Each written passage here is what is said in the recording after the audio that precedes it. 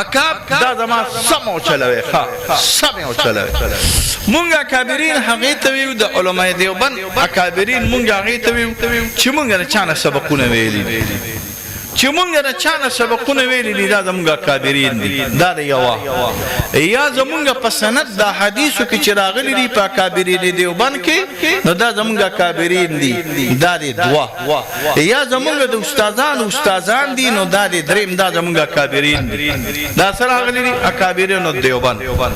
هر هغه سړی زما په ذهن کې په اکابرین دیوبند کې نه لري چې زما د درس زمانه او دغه د درس زمانه دا یو ویو زما په خبره پېنه شو زما د درس زمانه او دغه د درس زمانه یو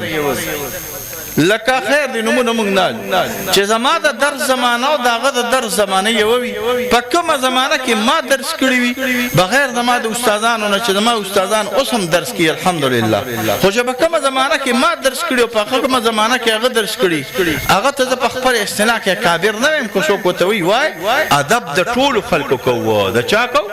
د خپل کشرانو کو